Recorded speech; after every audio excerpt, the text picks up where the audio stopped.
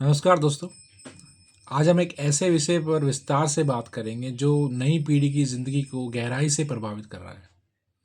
क्योंकि आज की जनरेशन खासकर 1996 के बाद पैदा हुए युवा भविष्य में अपना घर खरीदने में संघर्ष कर सकते हैं। और इससे निकलने का एक नॉर्मल तरीका क्या हो सकता है, इसके बारे में बात करेंगे। ये कोई डराने वाली बात नहीं है। दुनिया के कई बड़े शहरों में ये स्थिति पहले से दिख रही है। आज से नहीं, कुछ सालों से दिख रही है। उदाहरण के लिए अगर हम बात करें लंदन की जैसे शहरों में, लंदन जैसे शहरों में प्रॉपर्टी की कीमतें इतनी बढ़ चुकी कि वहाँ के जो यूथ है उनके लिए घर खरीदना लगभग असंभव हो चुका है। बहुत से लोग अपने मम्मी पापा के साथ चले गए रहने के लिए। बहुत से लोग शादी नहीं कर रहे, परिवार शुरू करने में देरी हो रही है। जब ये ट्रेंड बाहर साफ दिखाई दे रहा है, तो भारत में भी इसके संकेत दिख रहे हैं। तो इस बात को समझना बहुत ज़रूरी है। अब बात करते हैं भारत की कौन सी पीढ़ी प्रभावित है। 1996 के बाद जन्मी पीढ़ी जो आज 25 से 30 या 32 एज के आसपास है या नौकरी करने की शुरुआत कर रहे हैं, आने वाले 5 से 10 सालों में इन्हीं को घर खरीदना होगा, परिवार बनाना होगा, परिवार बढ़ाना होगा या बसाना होगा, जिम्मेवारियाँ उठानी होंगी, बच्चों की पढ़ाई, बीवी के खर्चे, घर के खर्चे। लेकिन क्या इतनी उनकी आर्थिक स्थिति ऐसी है, तैयारी है उतनी? पहला हम कारण देखते हैं, उसमें क्या है। प्रॉपर्टी की कीमतें और हमारी सैलरी। बड़े शहरों में 1 BHK या 2 BHK की कीमत भी 70-80 लाख या उससे ऊपर है।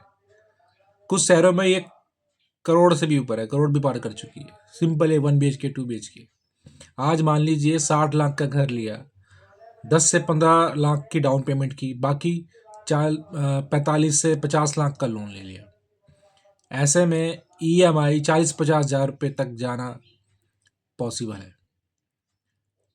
EMI देने के लिए आपकी इन हैंड सैलरी कम से कम 1.25 लाख या 1.5 लाख तक होनी चाहिए, क्योंकि टैक्स भी कटेगा, सैलरी में से टैक्स भी कटता है। और आपके जो घर के भी खर्चे, मेंटेनेंस का खर्चा अलग है ना।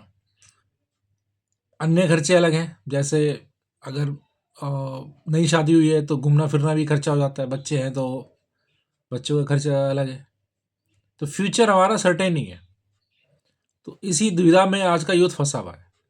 लेकिन ज़्यादातर आप देखोगे तो युवाओं की इतनी सैलरी स्टार्टिंग में इतनी होती ही नहीं है ना। बहुत कम सैलरी होती है। अच्छे लेवल पे जो पहुंच जाते हैं या बहुत अच्छे कॉलेज से पढ़ाई करी है, उन्हीं की लोगों की 1.25 लाख या 1.5 लाख तक सैलरी पहुंचती है। दूसरा कारण हमारे जो एक्सपेंसेस है वो बढ़ते जा रहे हैं, है ना। आज के युवाओं की जो बेसिक ज़रूरतें हैं वो अलग है पहले के युवाओं के, अगर कंपेयर करें तो। सबसे पहला तो मोबाइल और डेटा ही हो गया।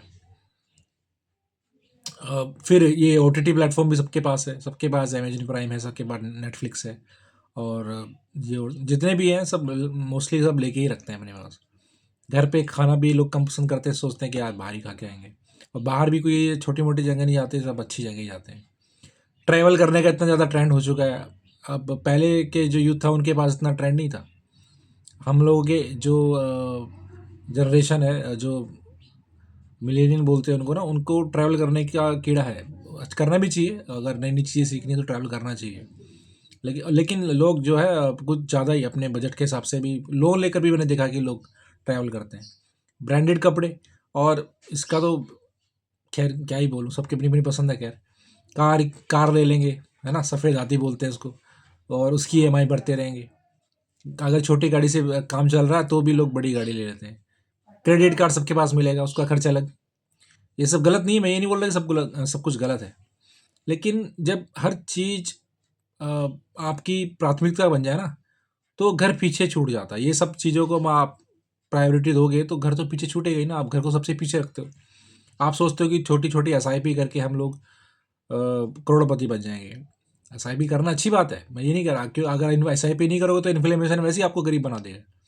लेकिन अगर आपकी पूरी फाइनेंशियल प्लानिंग सिर्फ 3-5 हज़ार 10 हज़ार एसआईपी की सीमित रह जाए ना, और घर की योजना टलती रहे, तो समस्या खड़ी होने ही वाली है। निवेश ज़रूरी है, लेकिन आपका ना टारगेट फिक्स होना चाहिए। अब एक और रीज़न है जो मेन है, किराया और महंगाई। किराया हर साल 10 से 12% बढ़ता जाता है। दिल्ली में बड़े-बड़े ठीक-ठाक से एरिया में भी 40-50 हज़ार रुपए किराया है मंथली। बिजली, गैस, पेट्रोल ये सब महँगा होता जा रहा है। किराए का पैसा हर महीने खर्च हो जाता है, वो क्यों हर महीने देना ही होता है। उससे कोई एसेट नहीं बनता, मतलब किराया दे रहे हो आप। कुछ लोग बोलते हैं कि आप घर खरीदोगे तो बैंक के लिए काम करोगे, लेकिन मैं मानता हूँ कि अगर किराया दे रहे हो तो भी आप बैंक के लिए काम कर रहे हो, क्योंकि आपका लैंडलॉर्ड जो उसी पैसे को ईएमआई में भर दे रहा है बैंक के लिए। अगर 20 साल तक किराया दिया तो वह वापस नहीं आएगा, लेकिन अगर ईएमआई दी तो अंत में घर आपका हो ही जाएगा। ये लोग नहीं समझते लोग। खैर, चौथा कारण क्या मान लेते हैं कि जो प्रॉब्लम दे रहा है, जिसकी वजह से लोग घर नहीं खरीद पाएंगे, आगे खरीद नहीं पा रहे या खरीद नहीं पाएंगे, शादी में बहुत ज़्यादा एक्स्ट्रा खर्चा करना। आज की शादियां छोटे शहरों में भी, गांव में भी 20 से 40 लाख खर्च होना आम बात हो गई है। बड़े शहरों में तो बहुत छोड़ ही दो। एक्स्ट्रा डेकोरेशन, फोटोग्राफी, पता नहीं कितने घंटे हो गए, प्री मैरिज, पोस्ट मैरिज, कपड़े, गहने, होटल में शादियां हो रही हैं, कैटरिंग, बड़ा बड़ा, ये सब मिलाकर भारी खर्च हो रहा है शादी में। जो भी आपको लगाना लगा लो। अगर वही पैसा घर की डाउन पेमेंट में लगा देना, तो अगर दोनों परिवार मिलकर निर्णय ले लें कि यार दिखावे से बचो और दोनों बच्चों को एक घर दिला देते हैं, थोड़ा थोड़ा मिला के डाउन पेमेंट कर दो, बाकी किस्तें चल जाएंगी। शादी एक दिन की है, पर घर तो जीवन भर रहेगा। घर की प्रॉपर्टी भी, घर की वैल्यू भी बढ़ेगी, और दूसरा किराए, अगर आपका खुद का घर है, खुद रहेंगे तो कम से कम प्रॉपर्टी की वैल्यू बढ़ेगी और किराए से बचेंगे। अगर खुद ऑलरेडी घर है तो आपको किराया देगा। और दूसरा क्या है कि हमारी कैपेसिटी कितनी है और हम चाहते क्या है। हमारे पास कैपेसिटी ऑल्टो की है, हम फॉर्च्यूनर लेने जाते हैं तो गड़बड़ हो जाएगी ना। क्षमता 50 लाख के घर की है, लेकिन इससे अच्छा 1.5 करोड़ का, इच्छा हमारी 1.5 करोड़ के घर की है। इससे जो इम्बैलेंस हो जाती हैं चीज़ें, और लोग खरीद नहीं रहे हैं क्योंकि इच्छा हमारी ज़्यादा है। अब ऑल्टो तो मैं लूँगा नहीं, लूँगा तो फॉर्च्यूनर लूँगा, फिर गड़बड़ है। जैसे पहली कार बहुत महंगी नहीं ली जाती ना, वैसे पहला घर भी साधारण हो सकता है। उसको पहली कार सब सोचते हैं कि सीख रहे हैं तो ऑल्टो ले लेते हैं, तो वही है, पहला घर भी हमारा सिंपल हो सकता है, पहला कदम छोटा भी हो सकता है। अब बात करते हैं लड़कियों के रेस्पेक्ट में बात करते हैं। समाज में अभी ये सोच है कि लड़की का घर उसका ससुराल है। मुझे लगता है कि मेरा पर्सनल सोचना, ये सोच गलत है। घर दोनों के नाम होना चाहिए। आर्थिक सुरक्षा स्त्री और पुरुष दोनों के लिए समान रूप से एक नेसेसिटी है, मतलब ज़रूरी है। वाइफ को सिर्फ हस्बैंड पे ही डिपेंडेंट नहीं होना चाहिए कि अगर हस्बैंड का घर है तो ही मैं सिक्योर हूँ। अगर किसी कारण से नौकरी छूट जाए, आय रुक जाए, तो फिर तो सर पर छत इतना बहुत बड़ा मानसिक सहारा देती है कि कम से कम रहने के लिए तो जगह है हमारे पास। किराया नहीं, कम से कम किराए का तो खर्चा बच रहा है ना। बच्चों को थोड़े कम फीस वाले स्कूल में पढ़ा लेंगे, थोड़ा बाहर खाना बंद कर देंगे, बाकी खर्च से खाना पीना ही तो रह जाएगा। लेकिन अगर घर नहीं होगा तो कहाँ रहोगे। अब बात करते हैं कि पेरेंट्स की क्या भूमिका हो सकती है इसमें। देखो, पेरेंट्स बच्चों की पढ़ाई पर लाखों खर्च कर देते हैं, स्कूल भेजेंगे, कोचिंग और कॉलेज, दुनिया भर के टंटे, और क्या पता नहीं क्या क्या कोर्स कराएंगे। ये सब निवेश ही होता है, इन्वेस्टमेंट ही कर रहे हैं वो लोग बच्चों पे। लेकिन अगर शादी के समय 25-30 लाख खर्च करने की बजाय वही पैसा घर की डाउन पेमेंट में दे दिया जाए, तो अगली पीढ़ी को मजबूत आहार आधार मिल सकता है, मतलब ना बेस मिल सकता है उनको। कम से कम एक टेंशन तो खत्म होगी घर की। किसी अच्छे शहर में, किसी ठीक ठाक एरिया में घर, मम्मी पापा मिला के ना, पेरेंट, लड़के वाले भी लड़की मिला के, दोनों मिला के अगर पैसा मिला के घर खरीद के दे दे, तो कम से कम उनकी एक टेंशन खत्म होगी। एक रेट रेस से तो वो निकल जाएंगे। ये खर्च नहीं है, मतलब ये एक आप इन्वेस्टमेंट कर रहे हो ना, एसेट बन रहा है आपका ये। लोग आएंगे शादी में, खा के चले जाएंगे, आपको कोई पूछेगा भी नहीं, सुबह निकाल देंगे और ताने और मार देंगे। आपका अपना घर महत्वपूर्ण क्यों है, ये भी बात समझनी है। जैसे एक लाइफ इंश्योरेंस लेना एक भावनात्मक चीज़ नहीं होती, वो एक ज़रूरी चीज़ है, वो लेनी है सुरक्षा के लिए। वैसे ही घर खरीदना भी एक, लोग बोलते हैं कि इमोशनल डिसीज़न है, मुझे नहीं लगता, ये बहुत ज़रूरी डिसीज़न है। बड़े बड़े जीरोधा के जैसे फाउंडर है वो सब बोलते हैं ना, कि ये तो इमोशनल डिसीजन होता है। आप जबकि खुद इतना बड़ा घर लेकर बैठे हैं वो लोग। छोड़ो, घर के लाभ सिर्फ पैसे तक सीमित नहीं होते, मतलब कि अ, उससे आपको मेंटल पीस भी मिलती है। अगर आप मेंटल पीस नहीं हो तो आप स्ट्रेस में हो, तो वैसे ही आपको दुनिया दुनिया भर की बीमारियां हो जाएंगी। फिर आपके खर्चे वहाँ पे अलग। आपका खुद का घर है तो आपको रिस्पेक्ट भी मिलती है। आप रिश्तेदारी में, आप आस पड़ोस में, आप किराएदार की क्या वैल्यू, तो कुछ नहीं होती है। आप भले ही पीछे कितने महंगे घर में रह रहे हो, कितने बड़े घर में रह रहे हो, लेकिन आप कहीं अगर किसी जगह किराए पे रह रहे हो तो आपकी वो वैल्यू है नहीं। स्टेबिलिटी मिलती है आपको। बच्चों के लिए एक सेफ एनवायरनमेंट मिलता है कि ये यहीं हमें रहना, हमें बार बार जगह नहीं बदलनी।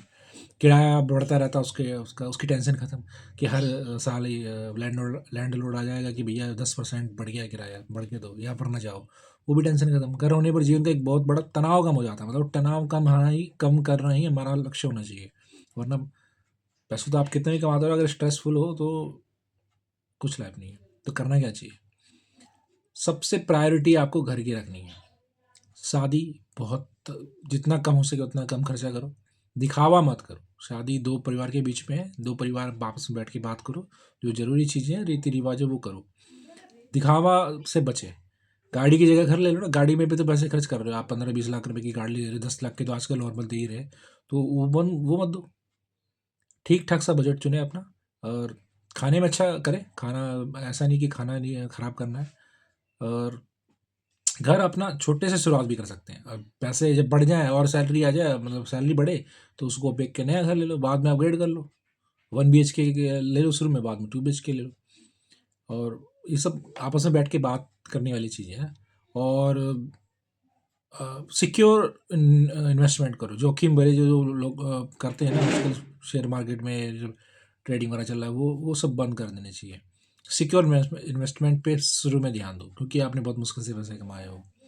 थोड़ा कम रिटर्न मिलेगा, लेकिन एक तो घर को रिटर्न की तरह मत सोचो ना, सबसे बड़ी बात है। 1970-80 के दशक में जिन्होंने संपत्ति खरीदी, वह आज भी किराया कमा रही है, बस किराया कमा खा रहे हैं उनके बच्चे भी। उनको पढ़ने की जरूरत भी नहीं है। अगर आज की युवा पीढ़ी संपत्ति अपनी निर्माण नहीं करेगी ना, तो भविष्य में किराया देते रह जाएंगे। उनकी आने वाली पीढ़ी भी बहुत बड़ा मोटा हिस्सा उनका किराए में चला जाएगा। सोचो, ये डर नहीं है, एक ट्रेंड है। और ट्रेंड को समझकर दिशा बदलनी चाहिए, और बदली जा भी सकती है। घर लेना बिल्कुल मतलब असंभव ही है ऐसा नहीं। कोशिश कर सकते हैं और इस रैट रेस से बाहर निकल सकते हैं, लेकिन जिसके लिए अनुशासन, प्राथमिकता, पारिवारिक सहयोग और ये सब सारी सोच जरूरी है। जो हमारी जो जनरेशन है ना, उनको ये सोच कर ये डिसाइड करना होगा कि दिखावे में जीना है। अब आईफोन की जगह आप एंड्रॉयड का फ़ोन ले लो ना। आप 7 सीटर की जगह 5 सीटर ले लो, और थोड़ा सीएनजी वाली गाड़ी चला लो। किया की जगह मारुति ले लो, है ना? तो ये सब चीज़ें सोचनी है। और जो हो सकता है कि आप बहुत पॉश एरिया में ना लेके आप थोड़े कम लेवल के एरिया में अपना घर ले लो। तो आई होप कि मेरी बातें आपको समझ में आई होंगी। बस मेरे को इस वीडियो में इतना ही बोलना है। Thank you so much.